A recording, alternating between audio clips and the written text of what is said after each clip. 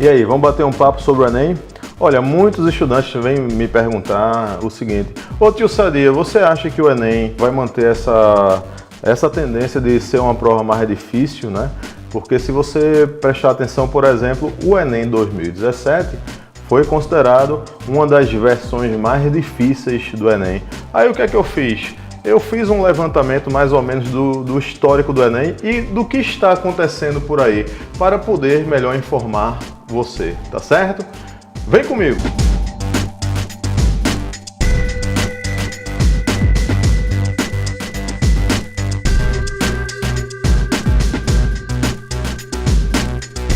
Meus amigos, percebam que o Enem ele foi iniciado em 1998, né? Percebe que inicialmente o Enem era apenas um instrumento para você se autoavaliar, né? E inicialmente ele surgiu com essa proposta de uma autoavaliação, para você saber como você estava nas diferentes áreas. Então, de 1998 para cá, o Enem passou por diversas alterações, diversas modificações.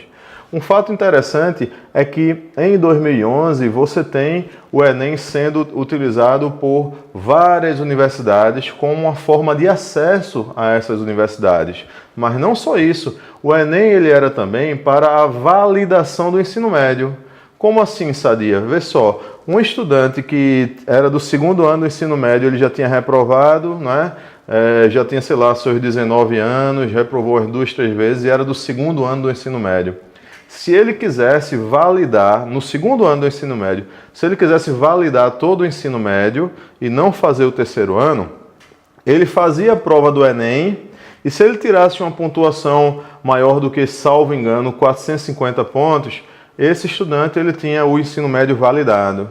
Então veja só, a partir de 2011 o Enem ele era para validar o ensino médio, mas também para o acesso ao ensino superior. O que acontece? Em 2017, já no ano passado, o Enem deixou de ser o validador do ensino médio e passou a ser só uma prova de ascensão ao ensino superior. Com isso, meus amigos, algumas questões que a gente fala de eixos cognitivos mais simples foram retiradas. Como assim questões de eixos cognitivos mais simples? Veja só, o Enem ele trabalha com os seguintes eixos cognitivos. Você tem dominar linguagem, que é um eixo cognitivo mais simples. Depois você vai para compreender fenômenos. Depois para a resolução de situações-problema. Depois construir argumentação. E por último, elaboração de propostas. Percebe que você sai de um eixo cognitivo mais simples, que é só dominar a linguagem, e você vai passando por esses eixos cognitivos mais elaborados. Então veja só, as questões mais simples, elas são relacionadas a esse eixo cognitivo mais simples e as questões mais elaboradas aos eixos cognitivos mais elaborados. Então veja só, em 2017, né, já no ano passado, quando o Enem deixa de ser o validador do ensino médio, essas questões mais simples, não é, só para validar o ensino médio, foram retiradas. E ficaram apenas a grande maioria das questões que envolve eixos cognitivos mais elaborados. Então veja só, o assunto é o mesmo, mas a abordagem que se dá a esse tema, ela vai ser mais elaborada, não vai ser só domínio de linguagem, e sim a aplicação desses conhecimentos, por exemplo, a resolução de problemas, há situações que envolvem o cotidiano, a ciência, a tecnologia, a sociedade. Com isso, traz um grau de dificuldade maior.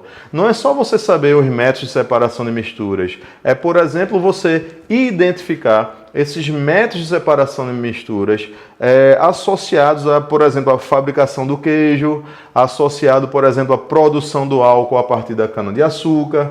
É você identificar aquelas, né, em cada processo ali, o método de separação utilizado, então torna-se mais difícil, percebe? E aí você tem uma especificidade das disciplinas. Por exemplo, a prova de física foi considerada uma das provas mais difíceis, não é, do Enem 2017. Então, o que eu espero para os próximos anos? Olha, nessa tendência, né, no atual momento que a gente está, né, nessa configuração desse Enem, eu espero que para esse ano e para os próximos anos, há uma tendência de a prova continuar cada vez mais específica, tá certo? Então isso exige da gente, né, uma preparação maior. Mas em se tratando de química, o tio Perdiga aqui do canal Química Completa está aqui para te ajudar. Espero que essas informações tenham sido importantes para você e façam com que você possa ter uma visão mais ampla do Enem e possa sim se preparar melhor, tá certo? Você que não é inscrito ainda no canal, o que é que está esperando? Se inscreva no canal, ative a notificaçãozinha de novos vídeos. Semanalmente estamos postando aí cerca de 2 vídeos, uns sempre relacionado com a parte teórica, outro relacionado com a parte de experimental, né, com os experimentos, as experiências do fantástico mundo da química. E aí você tem, né, fica à vontade para sugerir aulas, que o tio Perdiga vai fazer nessas aulas para você, tá certo? E aí esse canal vai ficando cada vez maior e aí a gente vai ajudando como a gente pode, tá? Ao processo de ensino e aprendizagem do fantástico mundo da química, tá bem? E não esqueça, você é show!